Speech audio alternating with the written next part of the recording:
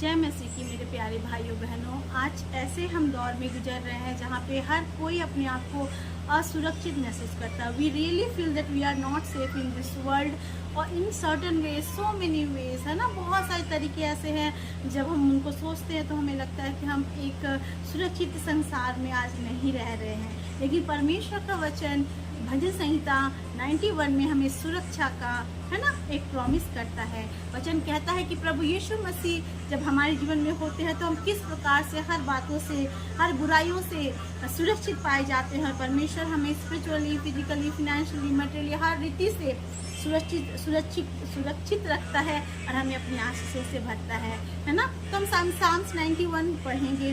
वो इस प्रकार से कहता है भजन संहिता में, भजनकार इस प्रकार से कहता है, दाऊद परमेश्वर को पुकार के कहता है, जो परम प्रधान की छाया हुए स्थान में बैठा रहे वह सर्वशक्तिवान की छाया में ठिकाना पाएगा। मैं यहोवा के विषय कहूँगा, वह मेरा शरण स्थान और गढ़ है, वो मेरा परमेश्वर है, मैं उस पर भरोसा रखूँगा। वह तो मुझे पहेलियों की जाल से और महामारी से बचाएगा।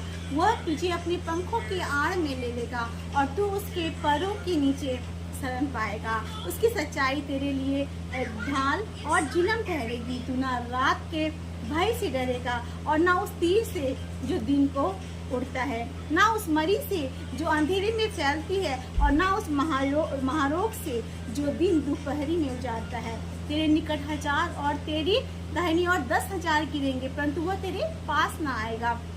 परंतु तू अपनी आंखों से दृष्टि करेगा और दुष्टों के अंत को देखेगा। हम अपनी आंखों से क्या देखेंगे? दुष्टों के अंत को देखेंगे।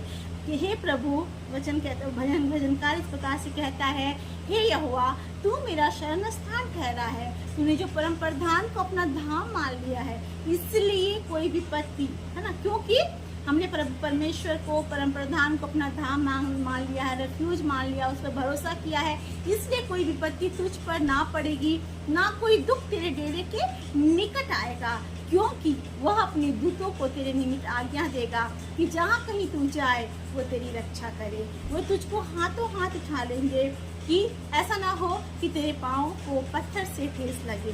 तू क्या करेगा, है ना। इवन ग्रेटर वर्क्स यहाँ पे हम पढ़ते हैं कि तू सींग और नाग को कुचलेगा, तू जवान सिंह और अजगर को लताड़ेगा। फिर वचन में क्या भजनकार क्यों कहता है इस प्रकार से? ऐसा इसलिए होगा क्योंकि परमेश्वर कहता है, उसने जो मुझसे स्नेह किया है इसलिए मैं उसको चुराऊंगा, मैं उसको ऊंचे स्थान पर रखूंगा, क्योंकि उसने मेरे नाम को जान लिया है।